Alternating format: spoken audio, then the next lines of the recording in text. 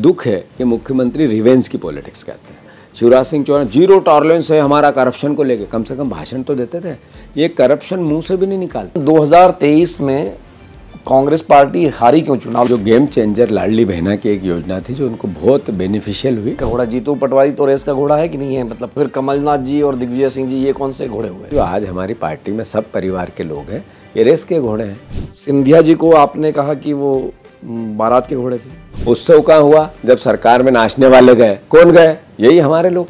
जो सिंधिया जी गए, कई विधायक गए, कई पूर्व मंत्री गए, कमलनाथ जी इतने बड़े सीनियर मोस्ट लीडर हमारे हैं, अगर जाते तो ये बात कहने थोड़ी पड़ती। आज जो हमारे साथ हैं, अनुशासन से अब कोई समझौता नहीं करेगी। जो अनुशासनहीन होगा कार्रवाई होगी। मोहन यादव से शिवराज जी बेहतर थे। कांग्रेस की सरकार मध्य प्रदेश में बनेगी, मुख्यमंत्री कौन बनेगा ये मुझे नहीं पता। नमस्कार, मैं हूं मिलिंद खांडेकर और आप देख रहे हैं एमपी तक का पॉडकास्ट। आज एमपी तक के पॉडकास्ट में हमारे मेहमान हैं मध्य प्रदेश कांग्रेस कमेटी के अध्यक्ष जीतू पटवारी। जीतू पटवारी इंदौर से आते हैं, हमारा ही शहर है इंदौर।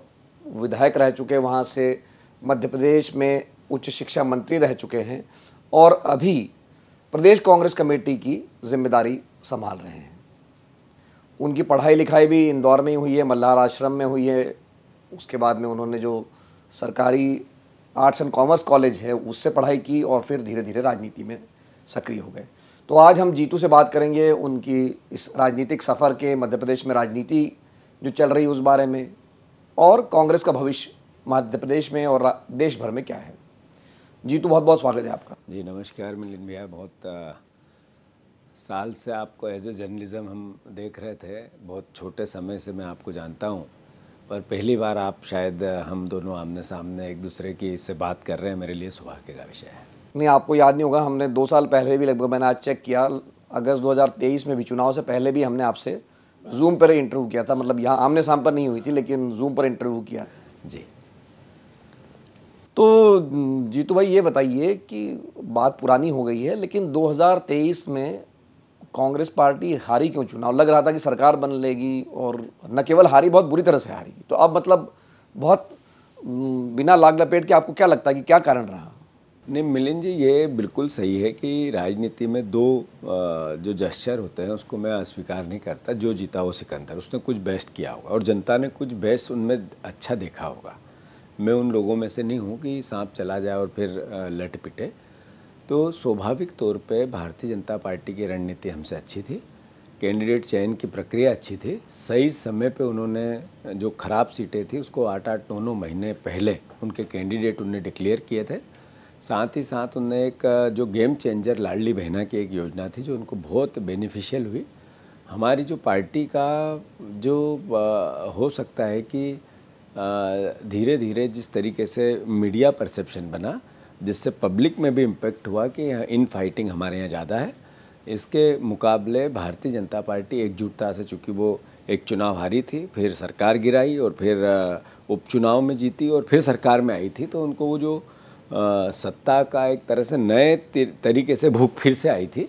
तो मैं समझता हूँ ऐसी एक विधा तो ये हो सकती है। दूसरी, मैं मानता हूँ कि जिस परिस्थिति में लोकसभा का चुनाव था उसके 2-3 महीने बाद, तो भारतीय जनता पार्टी, नरेंद्र मोदी जी, मीडिया ने भी ये परसेप्शन बनाया कि अगर ये 3-4 राज्यों में बीजेपी हारेगी, उसमें मध्य प्रदेश भी एक था, तो नरेंद्र मोदी जी के चुनाव पे भी असर आएगा। जिस तरीके का सिनेरियो बना था अब की बार 400 पार, तो उसका भी असर उस चुनाव पे था। वो उसको पार्टी ने जिस तरीके से काउंटर करना था, डिफेंड करना था, वो हम नहीं कर पाए और उसी का नतीजा था हमारी हार। मैं समझता हूँ कि जो सही कारण है वो ये है। नहीं, तो आपने जैसे कहा कि पार्टी में इनफाइटिंग थी। नहीं, इनफाइटिंग मीडिया परसेप्शन था, इनफाइटिंग नहीं थी, पर इस तरीके की एक मोटिवेशन था। इसके मुकाबले भारतीय जनता पार्टी उस समय इस नज़रिए से कि उन्होंने 5-5 मुख्यमंत्री दिए बताने के लिए कि शिवराज जी नहीं रहेंगे फिर से।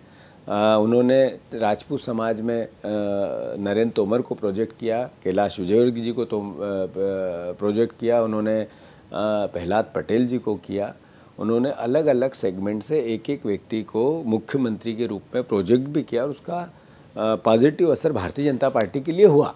अल्टीमेटली उन्होंने धोखा दिया उन समाज को। ये भी सच है कि आपने एक तरह से रणनीतिक, वो जब हम कहते हैं आपने धोखा दिया लोधियों को, तो वो कहते हैं तो हमारी रणनीति थी। ये मैंने सवाल उठाए थे। तो मैं समझता हूँ कि वो रणनीतिक रूप से भारतीय जनता पार्टी कुछ बेस्ट कर गई हमसे, इसलिए वो जीती। नहीं तो कांग्रेस ने सारे दांव, अपने सारे पैसे, सारा दांव जो है वो कमलनाथ जी पर ही लगा दिया।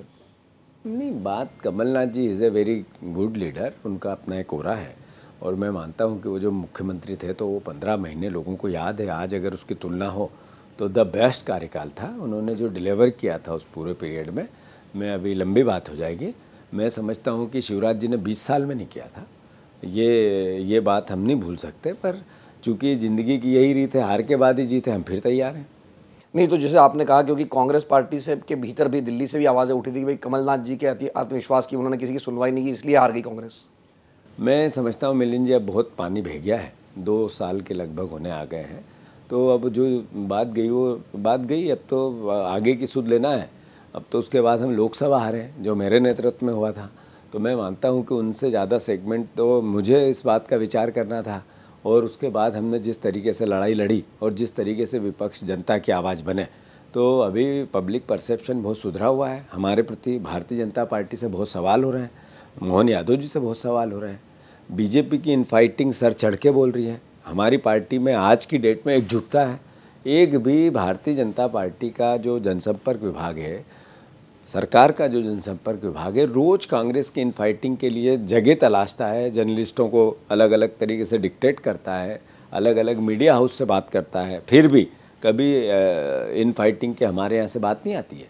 ये सबसे बड़ी ताकत कांग्रेस की जो बनी, और इसी का कारण है परसेप्शन बदल रहा है हमारे प्रति। लोग सोचने लगे हैं इस 19 महीने में, 18 महीने में अगर कांग्रेस जगह बना पा रही है तो मैं समझता हूँ कि हम सही दिशा में हैं। नहीं, आप कह रहे हैं कि आपके यहाँ गुटबाजी नहीं और बीजेपी में गुटबाजी, बल्कि बीजेपी में एकजुटता दिखती है। आपको कहाँ से गुटबाजी दिख रही है? नहीं, आप आई डोंट नो, मुझे नहीं पता आप दिल्ली से उसको कैसे देखते हैं। अभी कैलाश विजयवर्गीय जी का एक बयान आया, उन्होंने मुख्यमंत्री जी को कहा कि मुख्यमंत्री जी वन विभाग का आप आदेश करें, वो हमारा सहयोग नहीं करते हैं।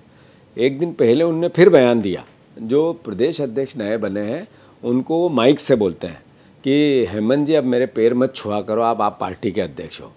राकेश जी जो पीडब्ल्यूडी मिनिस्टर हैं वो कहते हैं सड़कें और गड्ढे तो रहेंगे, मतलब वो कहते हैं सड़क है तो गड्ढा रहेगा, हमें आपने वोट दिया, ये बात सच है कि गड्ढे हैं और रहेंगे, हम डरेंगे नहीं। फिर प्रहलाद पटेल जनता को भिखारी कहते हैं। ये बार बार सरकार जिस तरीके से उसका नैरेटिव सेट होता जा रहा है कि भारतीय जनता पार्टी के अंदर इनफाइटिंग के साथ एरोगेंसी बहुत ज़्यादा है। अभी मोहन यादव जी के खिलाफ पूर्व मुख्यमंत्री आदरणीय शिवराज सिंह चौहान सार्वजनिक बयान दे के कहा कि सरकार की इमेज खराब कर रहे हैं अधिकारी, मतलब अधिकारी सिस्टम का अंग होता है। एक पूर्व मुख्यमंत्री जिसने 10, 15, 20 साल तक मुख्यमंत्री कार्यकाल पूरा किया, वो अगर कहता है सरकार की इमेज खराब हो रही है, मतलब मोहन यादव के पूरे शासनकाल पे सवाल खड़े हो रहे हैं।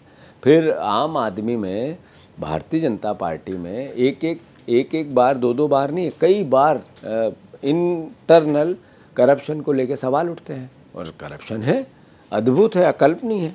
तो मैं मानता हूं कि बीजेपी में इनफाइटिंग भी है और जनता में दिख भी रही है। कांग्रेस में एकजुटता है, वो भी जनता में दिख रही है। नहीं तो अब जीतू भाई थोड़ा 2023 पे दोबारा चलते हैं कि ये माना गया कि भाई आप कम से कम राऊ से तो बीजेपी नहीं जीत सकती, आपका जो क्षेत्र है, फिर आप कैसे चुनाव हार गए?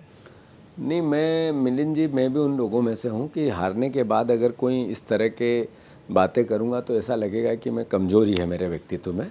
पर ये सच है कि 75,000 वोट आखिरी 1.5 महीने में बढ़ गए। मैं चिल्लाता रहा चुनाव आयोग भारत सरकार में, मैं चिल्लाता रहा राज्य सरकार के चुनाव आयोग में, मैं जिला निर्वाचन आयोग में, हाई कोर्ट गया कि ये 70-72 हज़ार नाम एकदम से बढ़े। इनके हमने फिज़िकल वेरिफिकेशन किया और उसके बाद हमने एक एक नाम गलत है उसकी पूरी लिस्टिंग की और जगह जगह दी, पर हम वो नाम नहीं कटा पाए।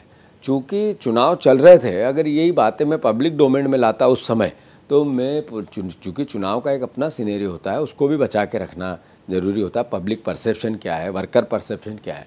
पर ये सच है कि लगभग जो महाराष्ट्र का केस है, जो बिहार में चल रहा है, वो मिशनरी ने मध्य प्रदेश में भी काम किया है। दूसरा मैंने कहा लाडली बहना, ये मेरे यहाँ भी 53,000 लाडली बहनाओं को इनने बनाया था, तो स्वाभाविक है उसका असर हुआ होगा। फिर भारतीय जनता पार्टी के जो नींव है, जो उसकी बुनियाद है, वो डर की है, नफरत की है। नफरत करके जो पोलराइजेशन कराना चाहते हैं उसका भी इस बार असर था। और फिर मैं सच बोलूं, मैं 15 साल से 20 साल से वहाँ एक तरह से एक जैसा काम कर रहा था, तो हो सकता है पब्लिक ने ये भी सोचा है ये तो जीते जाएंगे, या फिर चलो देखते हैं। दूसरे को भी मेरे खिलाफ कोई असंतोष नहीं था, विकास में भी कोई कमी नहीं थी। तो ऐसा ही पूरे इंदौर ज़िले में हुआ, ऐसा ही पूरे इंदौर संभाग में हुआ, ऐसे ही भोपाल संभाग में हुआ, उज्जैन संभाग में हुआ, होशंगाबाद संभाग में हुआ। 4-5 संभाग हम बुरी तरीके से पीटे, तो इसका भी असर पड़ा एक तरह। फिर जो आसपास की सीटें थी, मेरे अगल बगल की सीटें, वो टिकटें भी हमने सही नहीं दी थी, तो उसका भी एक असर हमारे यहाँ था। तो बहुत से कारण थे। अब उसको तो जो मैंने फिर से जो जीता वो सिकंदर, और जो हार गया वो जो जनता फैसला लेती है उसको सैल्यूट करना चाहिए। मैं उन लोगों में से हूँ नहीं। मेरा राव परिवार था, राव विधानसभा मेरा परिवार है, वो जीता है तब भी और हराए तब भी। नहीं, तो इस हार के बाद भी पार्टी ने आप पर भरोसा किया, मतलब पार्टी की भी हार हुई, आपकी भी हार हुई, फिर भी पार्टी ने आप पर भरोसा किया कि भाई मध्य प्रदेश कांग्रेस की कमान जो है वो जीतू पटवारी को देनी है। तो जब ये कमान मिली तो राहुल गांधी से कोई बात हुई, उन्होंने कुछ कहा आपसे कि क्या करना है? स्वाभाविक है, चिंता थी उनको कि ये कैसे हो गया, रिजल्ट कैसे आया। बात भी हुई थी, वो मैं समझता हूँ पब्लिक डोमेन में वो बातें करने की नहीं होती है, पर चूँकि एक अच्छा नेता, एक संवेदनशील नेता अपना कार्यकर्ता जब हारता है तो चिंता करता है, और चिंता की उनने, बातें भी हुई। पर चूँकि मुझे जब जिम्मेवारी मिली तो 3 तारीख को रिजल्ट आए थे, और मुझे 4 तारीख को बुला लिया गया था। 5 तारीख के दिन मेरी मीटिंग हुई थी, तो 2-3 दिन में मुझे जिम्मेदारी का पार्टी ने निर्देश कर दिया था। तो मैं लगातार, वो दिन है कि आज का दिन है, मैंने 1 मिनट भी अगर कहीं दिया तो पार्टी के लिए ही दिया। मेरी ड्यूटी है, मेरा दायित्व है, और मुझे पक्का भरोसा है कि आज जब हम आप बात कर रहे हैं तो 1202 दिन बचे हैं चुनाव के। 1202 दिन बाद अगर सही समय पे इलेक्शन हुए तो कांग्रेस की सरकार इस बार मध्य प्रदेश में बनेगी। नहीं, तो राहुल गांधी जी ने कोई लक्ष्य दिया आपको कि ऐसे काम करना है या कुछ कहा? 100% उन्होंने कहा कि इसको लीडर बेस्ड पार्टी के बजाय वर्कर बेस्ड पार्टी बनाना है। पार्टी की जो सोच है, जो विचार है, वो कार्यकर्ताओं की आवाज़ सुनी जाना चाहिए। जो पार्टी का काम करने का तरीका है, वो जहाँ दलित है, वंचित है, जहाँ पीड़ित है, जहाँ दुखी है, जहाँ किसान के साथ अन्याय, जहाँ अन्याय है वहाँ न्याय की लड़ाई लड़ो, सामाजिक न्याय की लड़ाई लड़ो। जो गरीब लोग हैं उनके लिए आवाज़ उठाओ। और बिल्कुल मतलब मुझे बहुत खुशी होती है कि मध्य प्रदेश में हम राहुल जी के विचार के अनुसार काम कर रहे हैं, और हमने भारतीय जनता पार्टी की सरकार को चैन से इस पूरे 1.5 साल, पौने 2 साल में नहीं रहने दिया। और रोज़ हमारे पीछ पे भारतीय जनता पार्टी को आना पड़ता है, और वो हमारा पीछ नहीं है, वो जनता का पीछ है। हमारा दायित्व, हम विपक्ष भी नहीं है। मैं आपसे आग्रह करता हूँ, मैं इस सोच का व्यक्ति नहीं हूँ कि हम कहें वो सत्ता पक्ष है। हम जनता है, और जनता की आवाज़ को किस तरीके से उठाना और सरकार का ध्यान आकर्षण करना, इसको क्या क्या तरीके हो सकते हैं उसमें पूरा फोकस करके काम करते हैं। और फिर सरकार मजबूर होती है, उस पर सवाल जवाब होते हैं, परसेप्शन बनता है, पब्लिक में भी ये मैसेज जाता है कि कांग्रेस अपना दायित्व निभा रही है। नहीं, तो आप कह रहे हैं कि राहुल गांधी ने कहा कि वर्कर बेस्ड पार्टी बनाना है, और जब वो भोपाल में आए तो उन्होंने इस बयान की काफ़ी चर्चा रही कि भाई बहुत सारे लंगड़े घोड़े हैं, बारात के घोड़े हैं, हमको रेस के घोड़े चाहिए। तो क्या है, कौन रेस का घोड़ा? जीतू पटवारी तो रेस का घोड़ा है कि नहीं है? मतलब समझाइए कि क्या मतलब हुआ। जब उन्होंने कहा कि हमें चाहिए और मुझे जिम्मेदारी दी, तो ये तो आपको आकलन करना चाहिए। और जहाँ तक विचार है, जो आज हमारी पार्टी में सब परिवार के लोग हैं, ये रेस के घोड़े हैं। उन्होंने जिन लोगों को ये कहा कि बारात के घोड़े हैं, कौन थे वो? ये वो लोग थे, जब बारात कहाँ आती है, जहाँ उत्सव होता है। उत्सव में नाचता कौन है? जो बाराती होते हैं। उत्सव हुआ कहाँ? भारतीय जनता पार्टी की सरकार बनी। उत्सव कहाँ हुआ? जब सरकार में नाचने वाले गए। कौन गए? यही हमारे लोग। जो सिंधिया जी गए, कई विधायक गए, कई पूर्व मंत्री गए, कई अलग अलग सेगमेंट है, पचौरी जी गए, रामनिवास रावत जी गए, गोविंद राजपूत जी गए, तुलसीराम सिलावट जी गए, ऐसे कई और लोग गए। ये सब बारात के घोड़े थे। और जहाँ लंगड़े घोड़े की बात कही उन्होंने, बिल्कुल सही है। उन्होंने कहा कि पार्टी में रहकर जो बीजेपी से मिला हुआ है, पार्टी में रहकर काम नहीं करना चाहता, न्यूसेंस करना चाहता है, पार्टी में रहकर अनुशासनहीनता करना चाहता है, उनके लिए तीसरी संज्ञा दी। तो मैं समझता हूं कि उन्होंने स्पष्ट कहा, और ठीक है, कोई गलत नहीं कहा। नहीं, तो फिर कमलनाथ जी और दिग्विजय सिंह जी ये कौन से घोड़े हुए? नहीं मिलिंद जी, आप जैसा एक इतना सीनियर जर्नलिस्ट, मैं समझता हूँ इस बात को बहुत अच्छे से महसूस करता होगा कि जिन लोगों ने 50-50 साल अपनी ज़िंदगी के पार्टी को दिए, पार्टी की विचारधारा को जिंदा रखने में अपना सब कुछ समर्पित किया। कई लोग ऐसे हैं जिन्होंने पद नहीं लिया, कई लोग ऐसे हैं जिन्होंने सत्ता नहीं भोगी। जो जो सत्ता में आए, जो पद पे आए, उन लोगों ने भी अच्छा समय भी देखा, खराब समय भी देखा, जो 77 की आंधी भी देखी, जब भी नहीं डिगे, कांग्रेस के साथ खड़े रहे। तो कमलनाथ जी दिग्विजय सिंह उन लोगों में से हैं। तो मैं मानता हूं कि वो तो हमारे एक तरह से पितृपुरुष है, हमें एहसास कराते हैं पार्टी को किस तरीके से चलाना है। उनके लिए राहुल गांधी जी ने नहीं कहा, राहुल गांधी जी ने उन लोगों के लिए लंगड़े घोड़े की बात कही जो लोगों ने पार्टी में रह के अनुशासनहीनता करते हैं, जो लोग पार्टी में रह के भारतीय जनता पार्टी से मिले हुए होते हैं। तो वो एक अलग तरह की जंट्री होती है। दिग्विजय सिंह जी और आज हम जब बात कर रहे हैं तब दिग्विजय सिंह जी हरदा में जो डंडे चले उसकी लड़ाई लड़ने गए, एक दिन घर नहीं बैठते हैं। मेरा रोज़ हफ्ते में 4 दिन, हफ्ते में 2 बार, 4 दिन में 1 बार कमलनाथ जी से बात होती है किसी भी इशू की। हम आपस में बात करके निर्णय लेते हैं। तो मैं समझता हूँ कि मैं भाग्यशाली हूँ कि मुझे पूरी पार्टी का इतना बड़ा एकजुटता से समर्थन मिल रहा है, और उससे बड़ा मैं भाग्यशाली हूँ कि हमारी पार्टी जनता की बात करती है, एक तरफा जनता जो सोचती है हमें वो प्ले करना है, बस इस तरीके से हम काम कर रहे हैं। नहीं, आपने कहा कि कमलनाथ जी ने पूरी ज़िंदगी दे दी, बात सही है, वो तो पहले से पार्टी के साथ बने हुए, लेकिन लोकसभा चुनाव से पहले तो उनका बिल्कुल बीजेपी में जाना तय हो गया था, तो बीजेपी ने नहीं लिया, ऐसी बात थी। ये बात तो पब्लिक की है, ये बात तो मीडिया की है, प्रैक्टिकल क्या है वो तो हम जानते हैं या कमलनाथ जी जानते हैं। तो मैं समझता हूँ उस बात में जो मीडिया की बात है उसका क्या उत्तर दूँ। ये तो वो नहीं जाना चाहते थे उस समय जब बात हुई थी। मैं समझता हूँ कमलनाथ जी इतने बड़े सीनियर मोस्ट लीडर हमारे हैं, अगर जाते तो ये बात कहने थोड़ी पड़ती। आज वो हमारे साथ हैं, और जब आप लोग सवाल खड़े कर रहे थे जब भी नकुलनाथ जी हमारी पार्टी से चुनाव लड़े, कोई बात नहीं, ज़िंदगी की यही रीत है, हार के बाद जीत है। लोकतंत्र का हार और जीत एक सिक्के के 2 पहलू है। क्या हमारा लक्ष्य क्या है? हमारा लक्ष्य ये है कि हम देश के लिए काम करें। हमें पता थोड़ी था देश कब आज़ाद होगा, पर हमारे महापुरुष शहादत देते रहे। तारीख थोड़ी पता थी 1947 15 अगस्त को देश आज़ाद होगा, उससे पहले कई पीढ़ियों ने दे दी। तो मैं मानता हूँ कि अब आप हम ये कहें हम जीतेंगे तभी राजनीति करें। मैंने कहा रहा हूँ विधानसभा मेरा परिवार है, जिता दे तो हरा दे तो। हमें लोकतंत्र में हमें जनता के लिए काम करना है। हम सत्ता में रह के करें ज़रूर, इच्छा है वो जन कल्याणकारी नीतियाँ बना के करें, पर हम विपक्ष में भी है तब भी तो काम करना पड़ेगा। देश तो हमारा है सबसे प्रथम है। नहीं, तो आपने दिग्विजय सिंह जी की बात की कि वो हरदा गए हुए हैं, उनके भाई लक्ष्मण सिंह को आपने फिर से पार्टी से निकाल दिया। सिर्फ उन्होंने राहुल गांधी के बारे में अगर ये कह दिया कि वो इमेच्योर है, तो राहुल गांधी की निंदा कर दी, इसलिए आपने पार्टी से निकाल दिया उनको। नहीं, बात सिर्फ राहुल जी की नहीं है, बात यह है कि उनको लक्ष्मण सिंह जी बहुत सीनियर मोस्ट हमारे लीडर थे, और मैं मानता हूं कि पिछले 1-1.5 साल में कई बार उनको रिकग्नाइज़ किया गया, कई बार उनको आग्रह किया गया। लगातार उनके बयान जिस तरीके से आ रहे थे पार्टी उसको संज्ञान में ले रही थी।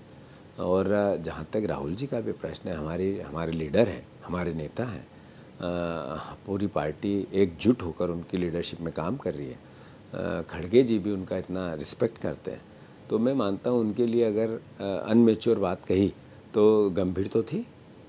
उन्होंने जो बात कही कि पुलिस क्या कर रही थी, तो पुलिस तो बीजेपी के मतलब होम विभाग के अंतर्गत आती है, वहाँ वो कोई उसके तो अंतर्गत आती नहीं है। पार्टी ने क्यों समर्थन दिया, तो पार्टी ने क्यों समर्थन दिया इसका उत्तर तो नेशनल लीडर पे है। मतलब ये इस तरह की बात पब्लिक डोमेन में करना अनुशासनहीनता में आया, और इसका मैसेज सिर्फ एक था कि पार्टी कितना भी बड़ा नेता हो, अनुशासन से अब कोई समझौता नहीं करेगी। जो अनुशासनहीन होगा कार्रवाई होगी। नहीं, तो आपने कहा कि पार्टी अब एकजुट दिख रही है, तो अशोकनगर में जो आप पर FIR हुई, इसलिए जब आप गिरफ्तारी देने पार्टी के सारे नेता वहाँ पहुँचे थे, ज़्यादातर नेता वहाँ पहुँचे थे? ज़्यादातर ने सब पहुँचे थे, लगभग। कमलनाथ जी विदेश थे, बाकी सब पहुँचे। कमलनाथ जी नहीं थे? कमलनाथ जी और नकुलनाथ जी विदेश में थे, बाकी सब पहुँचे थे।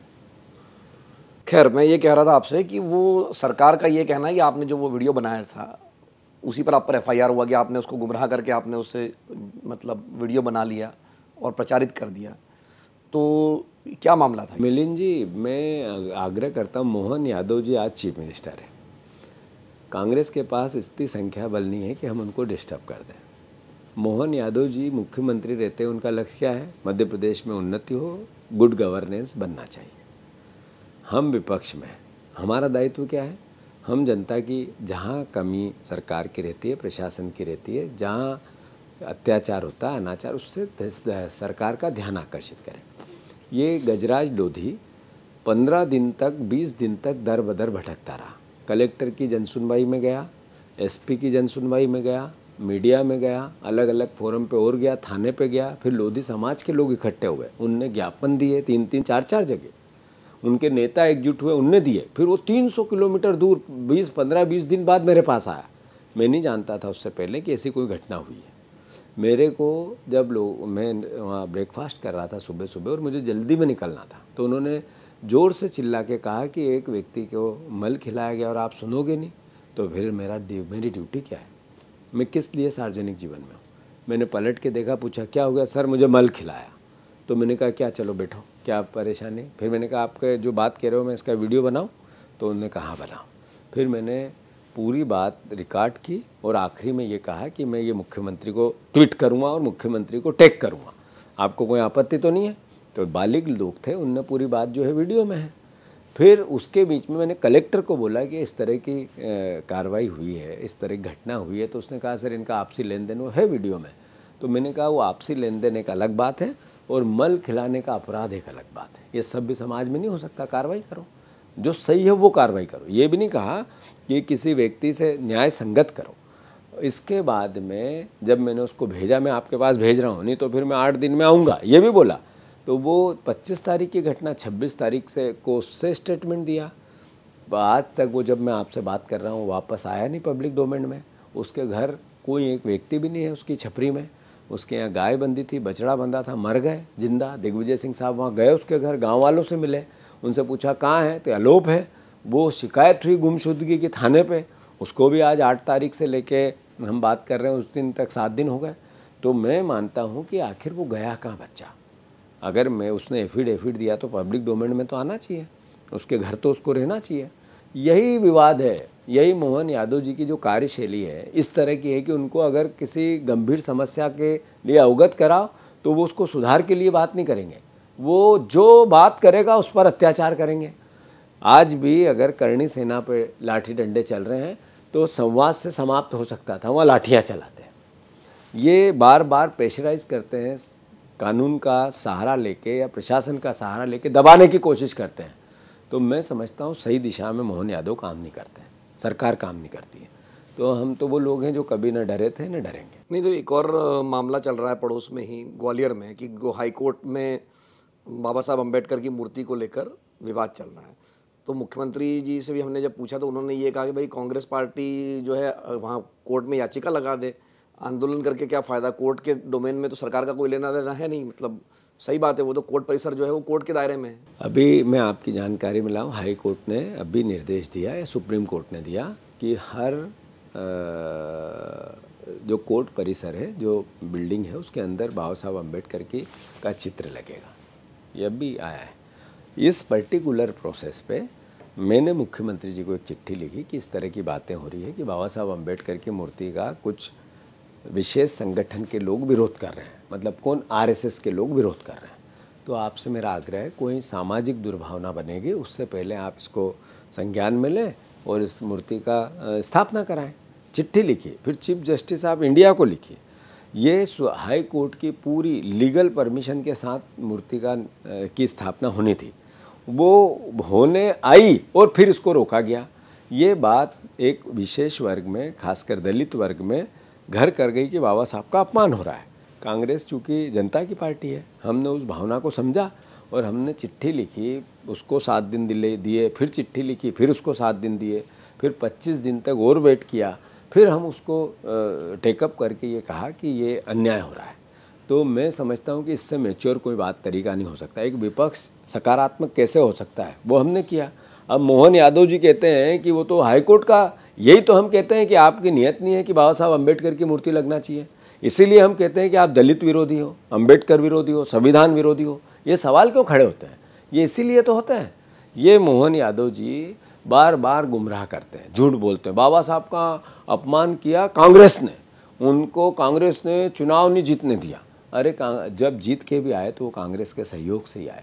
बाबा साहब अम्बेडकर को जब संविधान सभा का अध्यक्ष बनाया गया तो कांग्रेस ने ही बनाया। जब बाबा साहब अम्बेडकर के अलग अलग समय पे अलग अलग जब आवश्यकता थी, जब जब भी उनको स्टेटस देने की, कांग्रेस नहीं दिया। बीजेपी ने तो आज तक कुछ नहीं किया। बीजेपी और आरएसएस क्या कर रही है? बीजेपी और आरएसएस उसी अंचल में एक नया संविधान के रचयिता का निर्माण कर रही है और उसके लिए BN राव बार बार संगोष्ठियाँ हो रही है, एक नई बहस को जन्म दे रही है। ये मैसेज है कि वो बाबा साहब अम्बेडकर का विरोध करती है, संविधान का विरोध करती है, और यही मुख्य लड़ाई है विचारों की। नहीं परजीत, तो भाई जो आप कह रहे हैं कि भाई बाबा साहब अम्बेडकर के लिए हमने इतना किया, महू में जो स्मारक बना है वो तो पहले तो किसी को पता ही नहीं था 25 साल पहले तक कि बाबा साहब का जन्म यहाँ हुआ, और जो स्मारक भी बनाया वो भारतीय जनता पार्टी ने बनाया। फिर भारतीय जनता पार्टी कहती है कि भाई भारत रत्न भी आपने नहीं दिया। मतलब मैं भारत रत्न तो छोड़िए, महू में जो स्मारक बना वो भी उन्होंने ही बनाया। नहीं, मैं अनुरोध करता हूँ आपसे मिलिंद जी, बीजेपी की बुनियाद झूठ पे है और उसकी सबसे बड़ी ताकत हथियार है नफरत। ये दो चीज़ उसके जीन में भरी हुई है।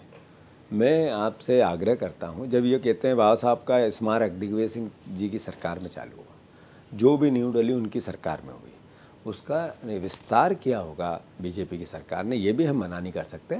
अगर कर भी दिया तो एहसान थोड़ी किया, आपका दायित्व था, आपका धर्म था। कांग्रेस ने जो किया वो भी सही था, हम उसके लिए तो आपको क्रिटिसाइज़ नहीं करते हैं कभी कि आपने ये अच्छा नहीं किया कि वो अच्छा नहीं किया। वैचारिक लड़ाई और एक किसी जगह का निर्माण कर देना, इसमें अलग अलग बात है ना। आपने अच्छे कपड़े भी पहना दिया और अंदर से आप चाकू भी घोंपना चाहते हो, इस तरह की बातें कर रहे हो। तो मैं मानता हूं कि लड़ाई क्या है? लड़ाई ये है कि अमित शाह जी ने क्यों कहा कि अम्बेडकर अम्बेडकर अम्बेडकर, इतनी बार भगवान को कहते, याद करते, स्वर्ग चले जाते, यानी अम्बेडकर जी को वो कुछ नहीं समझते हैं। क्या कारण है कि ये भारतीय जनता पार्टी के लोग अब की बार 400 पार क्यों? इसलिए कि संविधान बदलना है। ये हमने तो नहीं कहा, 20 सांसदों ने, 20 अलग अलग लोगों ने कहा। जो बाबा साहब अम्बेडकर ने एक विचार लेके किया कि संविधान के निर्माण में ताकत क्या है, संविधान के निर्माण के साथ ताकत दी समानता की। तो जब समानता की बात हुई तो राजनीतिक, आर्थिक और सामाजिक समानता बने। ये लड़ाई 1947 की है। जब संविधान लागू हुआ 1949 में, तब से लेके आज तक ये आज देश कैसा बना नरेंद्र मोदी जी के 10 साल बाद। आज गरीब गरीब हो गया, अमीर अमीर हो गया, जातिगत आधार पर भेदभाव बढ़ गया, हमारे देश में दलितों पर अत्याचार बढ़ गए। जो बार बार ये कहते थे आरक्षण 1 साल 10 साल 20 साल की लड़ाई लड़ते थे, आरएसएस ने अपने वक्तव्य दिए हैं समय समय पे, वो जो आरक्षित वर्ग है वो आज और दुखी हो गया, आज और पीड़ित हो गया, आज और गरीब हो गया। तो कहने का अर्थ ये है कि एक तरफ जिस मूल्यों को लेकर बाबा साहब अम्बेडकर ने संविधान की रचना की थी, वो मूल्य खड़े कहाँ हैं? उससे अच्छी स्थिति बनी है, उससे बुरी हुई। तो अगर आप निष्पक्ष आकलन करेंगे तो बुरी हुई। राहुल गांधी जी ने जब जातिगत जनगणना की बात की, उद्देश्य क्या था? उद्देश्य यही था कि गरीब जो है उसके लिए खजाने खुले, किसी भी जाति किसी भी धर्म का हो। तो जब जो बाबा साहब अम्बेडकर ने काम किया था 1947 में, 1949 में संविधान के जरिए, आज जातिगत जनगणना को लेकर राहुल गांधी जी नहीं, पर वही भारतीय जनता पार्टी कह रही है कि जाति जनगणना तो नेहरू जी के कार्यकाल में रुकी है, आपने उसको, आपको याद ही नहीं आया, अब आप अचानक से राहुल गांधी कह रहे हैं 70 साल के बाद की जाति जनगणना करा दो, क्योंकि जो है 1931 के बाद तो जाति जनगणना हुई नहीं। तो ये तो कांग्रेस ने ही नहीं होने दी ना। अगर अब आप जो है राहुल गांधी जी को क्रेडिट दे रहे हैं, लेकिन ये बात भी सही है कि आपकी तो सरकार रही लेकिन आपने नहीं करवाया उसको। नहीं, जातिगत जनगणना मनमोहन सिंह जी के टाइम पे हुई थी, वो भी सर्वे हुआ, उसके आंकड़े ठीक नहीं आए, कोई नहीं आए, तो उसके बाद नरेंद्र मोदी जी को मुंह करना था बन। खैर उस बहस में मैं नहीं जाना चाहता। जो आज से 50 साल पहले हुए, 60 साल पहले हुआ, 70 साल पहले हुआ, देश के आज़ादी के समय हुआ, इससे आने वाले 100 साल पे तो असर आज के शासनकाल के लोग बात करेंगे, ठीक नहीं है। अगर जातिगत जनगणना की बात राहुल गांधी जी करने लगे, तब नरेंद्र मोदी जी क्या कहते थे? कटोगे तो बटोगे। जो करे, गडकरी जी क्या कहते थे? जो करेगा जात पात की बात उसको मारूंगा मैं लात। फिर क्या कहते थे योगी जी, क्या कहते थे बीजेपी के सांसद, क्या कहते थे बीजेपी के नेता? एक एक सांसद विरोध करता था उनका, एक एक बीजेपी के नेता इसके खिलाफ बातें करते थे। यही शिवराज सिंह चौहान जो अलग अलग बातें करते, इनने इतने 100 भाषण मिलेंगे जातिगत जनगणना के अगेंस्ट। मैं मानता हूँ ऐसे में सरकार झुकी तो कोई बात तो ऐसी होगी जो राहुल गांधी जी ने सोच समझ कर नीतिगत इस देश के जो शोषित वंचित लोगों के लिए की। तो मैं मानता हूँ कि जो बात बाबा साहब अम्बेडकर ने चालू की थी समानता की, राजनीतिक, आर्थिक और सामाजिक, वही बात आर्थिक समानता के लिए राहुल गांधी कर रहे हैं। मैं समझता हूँ कि ये सबसे बड़ी बात है। चूँकि आपने ओबीसी आरक्षण की बात की, जाति जनगणना की बात की, मुख्यमंत्री जी ने पिछले सप्ताह हमें बताया कि भाई ज़रूरत पड़ेगी तो मैं 28% आरक्षण दे दूंगा, बल्कि उन्होंने कहा कि इस कांग्रेस ही इसमें कोर्ट में जा जाके अड़ंगा लगाती रहती है, क्योंकि वो 27%। फिर वही बात है, झूठ, पाखंड। अभी लास्ट जब हेयरिंग हुई थी तो उनके तुषार मेहता जी, भारतीय जनता पार्टी ने 50 करोड़ रुपए दे के बार बार जातिगत ओबीसी आरक्षण रुकेश का प्रयास किया है। सबसे बड़ा धोखा अगर किसी ने ओबीसी समाज को दिया तो वो शिवराज सिंह चौहान है, वही बीजेपी है और वही ये मोहन यादव जी है। इन्होंने आज 25,000 बच्चे अलग अलग एग्जाम्स में पास होके बैठे हैं, पर वो अभी उनकी सर्विस ज्वाइनिंग नहीं होगी, इसलिए कि ओबीसी के आरक्षण का कोर्ट का बहाना लेते हैं। जबकि कोर्ट ने इनको कहा कि ओबीसी का आरक्षण कानून बन के पास हुआ है तो आप लागू करो। एक बार कहा, 2 बार कहा, 3 बार कहा, इस बार तो उनसे स्पष्टीकरण मांगा है कि आप इस तारीख को आके CS आए, चीफ सेक्रेटरी, और बताए, एफिडेविट दे। तो इसका मतलब क्या है? इसका मतलब ये सरकार रोकती है, सीधा कोर्ट कह रही है। अब तो हम तो कह रहे थे जो सच है वही बात हो रही थी, और कमलनाथ जी 27% लेके आए, हमारी सरकार लेके आई, कांग्रेस की गवर्नमेंट लेके आई। ये तो केवल वो भी सबके साथ छलावा करते हैं और वोट लेते हैं। अभी आप देखो, आपका इंटरव्यू देखा मैंने मोहन यादव जी का, उन्होंने लाडली बहना को लेके बड़ी बड़ी बातें की। अब 1500 देंगे, राखी पे 250 रुपये देंगे बहन को, काय के देंगे, मिठाई के, राखी मनाने के। आपने, शिवराज जी ने जब वोट लिया तब कहा था बहना मेरे पास अभी 1000 रुपये हैं, जब चुनाव हो जाएंगे मैं 3000 रुपये दूंगा। ये एक बार नहीं कहा हमने, 50 बार वीडियो है उनके। मुख्यमंत्री तो वो थे, उनके बात पे वोट मिला, बहनों ने दिया भी, मोहन यादव जी तो थे नहीं। वो जैसे ही नया मुख्यमंत्री आया वो कहता है 1200 देंगे बहन, 1000 दे रहे थे। अरे आप ये क्यों नहीं बताते 1800 रुपये हर महीने चोरी करते हो आप उस बहन की, जिसका नाम से वोट लिया आपने। आप एक भावनात्मक एक बात है कि आपने वोट किस लिए दिए थे। बहनों ने, गेम चेंजर था वो। इनको वोट मिले महिलाओं के 8, 9, 10, 12, 11% तक, ज़्यादा उसी से सरकार बनी। इनको 37 लाख वोट ज़्यादा मिले। लाडली बहना थी 1 करोड़ 30 लाख, तो जो 37 लाख वोट इनको ज़्यादा मिले वो लाडली बहना की तो थे।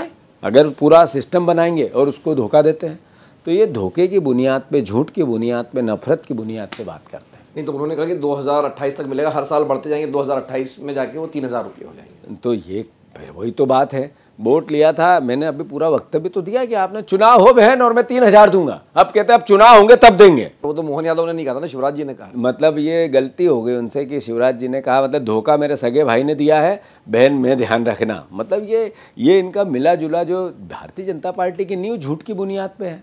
पूरी पार्टी का, नरेंद्र मोदी देश से झूठ बोलते हैं, ये प्रदेश से झूठ बोलते हैं। नहीं तो आपने कहा कि थोड़ा आपके बारे में हम बात कर लेते हैं कि आप कैसे राजनीति में कैसे आना हुआ आपका? मिलिंद जी, आप और मैं समझता हूँ कि उसी एरिया से आते हैं। मेरे पिताजी किसान परिवार से था, मैं हॉस्टल में था, तो हॉस्टल से ही एक तरह से इस तरह की भावना बनती गई थी। और जब मैं कॉलेज में आया तो धीरे धीरे मैं सेकेंड ईयर में ही पहला इलेक्शन लड़ लिया था, और मैं फाइनल या फर्स्ट ईयर LLB में जिला पंचायत सदस्य हो गया था 22 या 23-24 साल की उम्र में। तो तभी से एज ए पंचायती राज के जरिए इलेक्टेड पॉलिटिक्स में आया, और मैं उसके 1 साल बाद यूथ कांग्रेस का जिले का अध्यक्ष बन गया था। तो बस वहीं से यात्रा चालू हो गई 20 साल पहले से। तो मैं समझता हूँ आज तक चल रही है, ईश्वर की, आपकी, जनता की, सबकी कृपा है। नहीं तो अब तो मेरे ख्याल से छात्र संघ के चुनाव ही नहीं होते। हाँ, जब नहीं हो रहे थे पर संभावनाएं थी, तो हो सकते हैं ऐसा था, तो हम तैयारी कर रहे थे और वही बीज डला था। इस बार अब लगता है आपको कि छात्र संघ के चुनाव होने चाहिए? 100% होना चाहिए। छात्र संघ एक ऐसी जगह है जहाँ से लीडरशिप निकलती है, और इलेक्शन, चूँकि लोकतांत्रिक देश है हमारा, तो उसकी भी शिक्षा बच्चों को मिलनी चाहिए। तो जब लोकतांत्रिक व्यवस्था में बच्चों को विधा, उस एजुकेशन से हम एक तरह से लेस करेंगे, तो वो सबसे प्राइमरी जगह कौन सी है? तो वो वही कॉलेज इलेक्शन है। इस भारतीय जनता पार्टी ने उसको बंद किया, और ये जो बंद करना नई लीडरशिप के लिए एक तरह से बैंड लगाना हुआ। तो मैं फिर से पुरजोर मांग करता हूँ कि छात्र संघ चुनाव होना चाहिए। नहीं तो आपने कहा कि राहुल गांधी जी ने कहा कि भाई पार्टी को बनाना है, ऊपर ले जाना है, जिला अध्यक्षों को अधिकार देना है, या संगठन को खड़ा करना है। तो ये क्या आइडिया है राहुल गांधी का कि भाई जिला अध्यक्ष भी जो है अब वो टिकट बांटेगा? नहीं, ये आइडिया ये है कि रिस्पॉन्सिबल बनाना चाहिए जिला अध्यक्षों को। अभी तक जब हमारा पिछले 25-30 साल की जो धारणा थी कि जो ब्लॉक अध्यक्ष है, ब्लॉक का अध्यक्ष तो है पर विधानसभा के टिकट में उसकी भूमिका एकदम जीरो थी। अब जो ब्लॉक अध्यक्ष रहेगा वो विधायक से बड़ा रहेगा, वो उससे छोटा नहीं हो सकता है। ऐसे जो जिला अध्यक्ष रहेगा वो सांसद से बड़ा रहेगा या विधायक से बड़ा रहेगा। वो इसलिए रहेगा कि संगठन बगैर किसी भी विचारधारा की नींव नहीं बन सकती है, और यही कमज़ोर हुआ तो हम धीरे धीरे चुनावी राजनीति में पीछे रह गए। तो एक सोच उसके पीछे ये भी है। दूसरी सोच, चूँकि जिला अध्यक्ष की ड्यूटी है कि अगर उसके ज़िले से 5 विधायक चुन के आए तो फिर वो मोटे तौर पे 8 में से अगर उस ज़िले में 5 विधायक आते हैं तो उसने अच्छा काम किया, उसका रिकग्नाइजेशन का पैमाना होगा। तो चूँकि उसके पूरे मार्गदर्शन में चुनाव हो, कैंडिडेट का चयन हो, तभी तो हम उसकी रिस्पॉन्सिबिलिटी तय कर पाएंगे, तभी तो उसको अल्टीमेटली ताकत दे पाएंगे। तो राहुल गांधी जी का मोटिव है कि जो प्रदेश अध्यक्ष की ताकत है वो जिला अध्यक्ष की होनी चाहिए, और जनप्रतिनिधियों से बड़े संगठन के पद है, इस तरह की धारणा बननी चाहिए। और इसलिए जनता नेताओं की पसंद के अब जिला अध्यक्ष नहीं हो सकते, कार्यकर्ताओं की पसंद का बने। तो एक एक ज़िले में, एक एक ब्लॉक में लगभग 500, 700, 1000 लोगों से हमारे जो ऑब्जर्वर गए थे उनने बात की, और लगभग 10 लाख से ऊपर पूरे प्रदेश में लोग इससे एंगेज हुए, बातें की, कार्यकर्ताओं ने, नेताओं ने अपनी राय दी, और उसके पूरे डेटा तय हुए, और उसके आधार पर हर जिले का आकलन कर जातिगत समीकरण बिठाकर, योग्यता आधार रखकर हम जिला अध्यक्षों का चयन कर रहे हैं। नहीं, पर ये राहुल गांधी जी की जो योजनाएं रहती है ये सब कागज़ पे तो बहुत अच्छी लगती है। जैसे मान लीजिए NSUI का भी चुनाव 10 साल से हो रहा है, या युवक कांग्रेस का भी चुनाव हो रहा है, लेकिन 10 साल में कोई फ़ायदा तो दिखा नहीं पार्टी को उस तरह से, जो आप कह रहे हैं कि संगठन मजबूत होना चाहिए। लेकिन जब आप ये पुराने जो प्रयोग थे NSUI के लेकर या युवक कांग्रेस को लेकर, वो भी तो बहुत सफल नहीं रहे हैं। यूथ कांग्रेस के इलेक्शन को लेकर सवाल ज़रूर खड़े होते हैं, मैं इसको नज़रअंदाज नहीं करता हूँ, पर आप उसके मैकेनिज़्म देखो। कोई भी योजना बन के तैयार होकर मूर्त रूप सक्सेस में तभी लेती है जब हम लोग, पार्टी के लोग, उससे जुड़े हुए लोग उसमें इन्वॉल्व होते हैं। हम लोगों ने जो यूथ कांग्रेस का एक मोटिवेशन था, नारों का, जो भीड़ का, रैलियों का, जो आंदोलनों का, जेल जाने का, उस स्वरूप को देखा है। क्योंकि बदलती हुई राजनीति में ज़्यादा बूथवार लोगों को इंगेज, नए यूथ को कैसे इंगेज करें और उसको पहले चिन्हित कैसे करें, फिर इंगेज कैसे करें, उस विधा को कांग्रेस पार्टी नहीं बना पाई। इसलिए उस प्रणाली पर सवाल उठते हैं। अभी हमारे यहाँ 12 लाख लोगों ने, नए लड़कों ने वोट डाले हैं। 12 लाख लोग यूथ कांग्रेस के इलेक्शन में अपना सीधा प्रत्यक्ष रूप से इन्वॉल्वमेंट है। अब हमारी ड्यूटी है, एज ए प्रदेश अध्यक्ष मेरी ड्यूटी है कि उस 12 लाख नए युवाओं को मैं इंगेज कैसे करूं, उनको डे टू डे की राजनीति में लेके कैसे आऊं। वो विधा नहीं रह पाई, इसलिए ये सिस्टम पर सवाल है। अगर वो इंगेजमेंट का प्रोसेस सही हो जाता तो ये सिस्टम द बेस्ट सिस्टम होता। हम मध्य प्रदेश में इसी सिस्टम में जो पुराना वैभव था यूथ कांग्रेस का, वो लौटा के बताएंगे। नहीं, तो एक बात आपके नेतृत्व को लेकर ये कहा जा रहा है कि आप जो है सोशल मीडिया पर ही एक्टिव है, मतलब कांग्रेस पार्टी जब से ट्विटर पे तो बहुत दिखती है लेकिन ज़मीन पे उतनी सक्रिय नहीं है। अब ये तो आपको मेरा आपसे आग्रह है कि अगर जब मेरी ये इंटरव्यू आप फ्लैश करें उससे पहले एक इन्वेस्टिगेशन करें कि मैंने 5 जनवरी से लेके, या मैं 17 जनवरी को मैंने 2023 में ये पद लिया था, उससे लेके मैं क्या किया मैंने, तो आपको पता चलेगा मैं एक दिन भी गायब नहीं रहा, सोशल मीडिया में नहीं, ज़मीन पे। और चूँकि मैं जो सोशल मीडिया में वही आता है जो वहाँ करते हैं, अगर वहाँ नहीं करेंगे तो यहाँ कहाँ से आ जाएगा। तो मेरा ये कहना है कि इस बीच में सैकड़ों आंदोलन हो गए, सैकड़ों, 5-5 बार हर ज़िले में मुझे जाने का अवसर मिला। 80% विधानसभाओं में मैं लगभग 1-2 बार हो आया हूँ। तो मैं समझता हूँ कि और एक व्यक्ति के सक्रिय होने से कुछ नहीं हो सकता है, पूरी पार्टी का एक एक कार्यकर्ता कैसे सक्रिय हो, हमारा फोकस उस पर है। ये तो ये पहली बार हो रहा है शायद कि प्रदेश अध्यक्ष कांग्रेस का इंदौर से है, मुख्यमंत्री उज्जैन से है, तो ये आपके कैसे संबंध है मुख्यमंत्री जी से? नहीं, मुख्यमंत्री जी, हमें गर्व है कि हमारे मालवा के हैं, पर हमें दुख है कि मुख्यमंत्री रिवेंज की पॉलिटिक्स करते हैं, मुख्यमंत्री भाषण की पॉलिटिक्स करते हैं, इवेंट की पॉलिटिक्स करते हैं। मुख्यमंत्री ने आज तक ये नहीं बताया, आज उनको भी 2 साल होने आए, कि हमारे यहाँ कर्जा बढ़ रहा है इसको कम करने के लिए क्या प्लानिंग हो सकती है, कभी उनने प्रयास नहीं किया। कभी प्रयास नहीं किया कि ये कानून गृह मंत्री है वो, तो कानून व्यवस्था लचर हो गई, समाप्त हो गई, क्वेश हो गई। ये मेरा आरोप नहीं है, ये नरेंद्र मोदी जी के आंकड़े हैं। तो उसको सुधारने के लिए क्या करना चाहिए? पुलिसिंग हमारी ठीक कैसे हो, महिला पुलिस बल कैसे बढ़े, हमारे यहाँ पर जो भयावह कुपोषण है इसको दूर करने का प्लान क्या हो सकता है?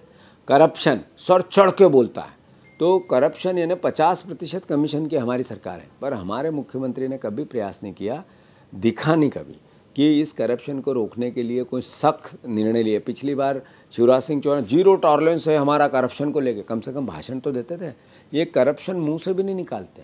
अभी आप देखो कि वहाँ 2 ब्रिजों की चर्चा हो रही है, एक 90 डिग्री का ब्रिज, पूरा ब्रिज बन के तैयार हो गया, पूरी सरकार सो रही थी। एक जेट उसके ब्रिज के पाए बन गए, सरकार सो रही है। अब उसके दोनों का पैसा पूरा चला गया। अब ये पैसा किसका है? जनता का है ना, सरकार का है। तो सोई हुई सरकार है हमारी। अब आप देखो कि भारतीय जनता पार्टी का जो मूल मध्य प्रदेश में तत्व है वो क्या है? पहले नफरत फैलाओ और फिर भ्रष्टाचार करो। इंदौर नगर निगम से आप आते हो, इंदौर नगर निगम में 2000 करोड़ की नकली फाइलें बन गई, 2000 करोड़ रुपए की, और बिना काम किए पैसे निकल गए। नगर निगम में तनख्वाह बांटने की भी परेशानी है, करप्शन सर चढ़ के 30% कमीशन का बोलबाला है। पर कभी हमारे मुख्यमंत्री ने प्रयास नहीं किया कि नगरीय निकाय के करप्शन को रोकने के लिए क्या कार्य योजना बनाए। इन फाइटिंग है, मंत्री लूटते हैं। अगर ईमानदारी से नरेंद्र मोदी जी की ईडी चली जाए तो एक भी मंत्री नहीं बचेगा, सिंगल एक भी। जब ऊपर की क्लास सब लूटने में लग गई है तो नीचे तो उसका असर भयावह होगा, और वो हो रहा है। 50% की कमीशन की सरकार चल रही है। पर इंदौर आप कह रहे हैं कि नगर निगम काम नहीं कर रही है, भ्रष्टाचार हो रहा है, लेकिन अभी भी इंदौर सबसे स्वच्छ शहर है, सुपर स्वच्छ भी अब बताया जा रहा है उसको। नहीं, स्वच्छता क्या नगर निगम का उसमें अंश है, मैं मना नहीं करता हूँ। और मैं इंदौर शहर का हूँ, गौरव होता है जब लोग कहते हैं कि इंदौर हमारा सबसे स्वच्छ है। पर करप्शन और स्वच्छता के दोनों पैमाने एक जगह तो नहीं आ सकते हैं। आज आप कहीं मत जाओ, आप जिस क्षेत्र में आपका घर था इंदौर का, एक पार्षद जो आज उसकी 10 साल पहले स्थिति क्या थी आर्थिक और आज क्या है, आपको पता लग जाएगा कि जो मोटरसाइकिल पंचर पकाता था वो फॉर्च्यूनर में घूम रहा है। तो जो सारे जो MIC में मेंबर है वो भी इसी तरीके का, कोई क्या दुकान थी, कोई क्या दुकान थी। तो ये करप्शन तो दिखता है ना, केवल फिजिकल उसका वेरिफिकेशन होता है। तो मैं मानता हूँ, और इंदौर शहर की किसी भी जनता से पूछो, आप बीजेपी के कट्टर कार्यकर्ता से पूछो ये क्यों नगर निगम में करप्शन है, तो कहेंगे भारी लूट है। तो आखिर में हम लोग एक रैपिड फायर आपके साथ कर लेते हैं जी, कि आपने कहा कि उमंग सिंगार आप और आपकी जोड़ी जो है जय वीरू की है, तो जय कौन है और वीरू कौन है इसमें? नहीं, ये मतलब हमारे दोनों के अच्छे संबंध हैं, हम एकजुट हैं और दोनों सगे भाई जैसा मिलके काम कर रहे हैं, पार्टी के लायल वर्कर हैं। तो इसमें जय और वीरू की संज्ञा देना तो मैं आप पे छोड़ता हूँ, आप जो मानो वो मैं मानूंगा। नहीं तो फिर कौन सी जोड़ी, इस जोड़ी को क्या कहेंगे? नहीं, जय और वीरू की जोड़ी। आप मेरे को जय मानना चाहते हैं तो मैं जय हूँ। मोहन यादव और शिवराज, कौन सा मुख्यमंत्री बेहतर रहा है अब तक? ये बात सच है, मोहन यादव से शिवराज जी बेहतर थे। सिंधिया जी को आपने कहा कि वो बारात के घोड़े थे। 100% थे। उत्सव जहाँ होता है वहाँ बारात का घोड़ा अपने आप नाचने लग जाता है। तो जहाँ सत्ता होती है वहाँ उत्सव होता है, वो सत्ता के साथ चले गए। नहीं, पर उनको मुख्यमंत्री नहीं बनाया गया, ये भी तो फैक्ट है। जब उन्होंने 2018 में इतनी मेहनत की, 1 साल भर लगाया। क्या मुख्यमंत्री लोकतांत्रिक तरीके से बनना था या डिक्टेटरशिप तरीके से, कैसे बनना था? जो विधायक चुन के आए, उन्होंने 90% लोगों ने कहा कमलनाथ जी को मुख्यमंत्री बनाए, तो हम विधायकों की सुने या उनकी डिक्टेटरशिप को माने? नहीं तो कमलनाथ जी के बारे में आपकी क्या राय है? बहुत सीजेंट लीडर है और बहुत ब्रिलियंट आदमी है, पर स्वाभाविक है कि जो परिस्थितियां थी, नरेंद्र मोदी जी का नया भारत था जिसमें विधायकों की मंडी लगी, लोकतंत्र की मंडी लगी, सरकारें खरीदी बेची गई, उसके कुचक्र में वो भी फंस गए, हम भी फंस गए, कांग्रेस भी फंस गई। और दिग्विजय सिंह बहुत अच्छे इंसान है, बहुत लोक व्यवहारी है, बहुत पार्टी के एकदम लायल एक तरह से कार्यकर्ता, इतने बड़े पद पे इतने सीनियर होकर भी एक कार्यकर्ता जैसा जीवन जीते हैं और लगातार पार्टी के लिए काम करते हैं। राहुल गांधी बहुत द बेस्ट लीडर, बहुत पेशेंस वाले लीडर। जितना उनका अपमान भारतीय जनता पार्टी ने एक पूरा ऑर्गेनाइज तरीके से किया, उसके बाद इतनी दृढ़ता से वो खड़े रहे, वो उनकी आत्मबल को बताता है, उनकी जो देश के प्रति देशभक्ति है, सोच है, उसको बताता है। और मैं मानता हूँ कि सौभाग्यशाली हूँ कि मेरे नेता राहुल गांधी है। सबसे आखिर में, जीतू पटवारी राजनीति में क्यों आए? मुख्यमंत्री बनना है? नहीं, ये आपके और मेरे हाथ में नहीं है। ये कभी नहीं पता था कि हम तो विधायक ही बन जाएं, यही बहुत है। इस परिदृश्य से आया हूँ मैं, एक तरह से उस बैकग्राउंड से आया हूँ।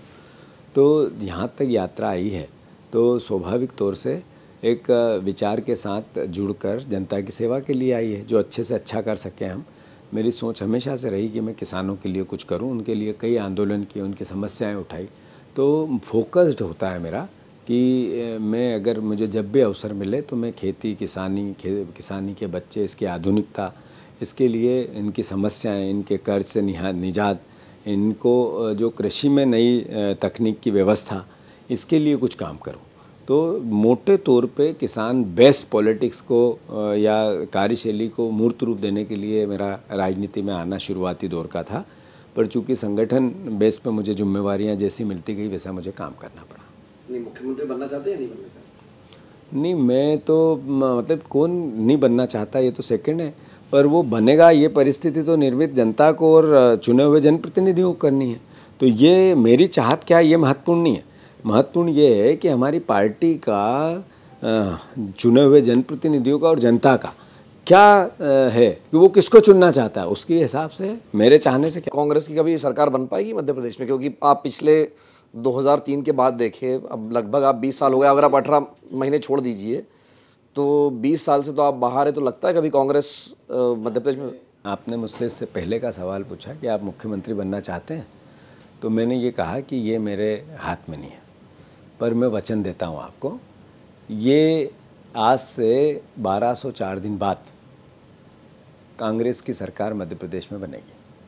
मुख्यमंत्री कौन बनेगा ये मुझे नहीं पता, पर सरकार कांग्रेस की बनेगी, ये मैं बिल्कुल अंतर मन से, दृढ़ निश्चय से, दृढ़ विश्वास से आपको कह रहा हूँ। बहुत बहुत धन्यवाद जीतू पटवारी। धन्यवाद। तो हमारे साथ जुड़े थे जीतू पटवारी, मध्य प्रदेश कांग्रेस के अध्यक्ष। बड़ी जिम्मेदारी पार्टी ने इनको दी है, खास करके 2023 के विधानसभा चुनाव में जिस तरह से कांग्रेस की बुरी तरह से हार हुई, उसके बाद लोकसभा चुनाव में भी कांग्रेस पूरी तरह से मध्य प्रदेश से साफ हो गई।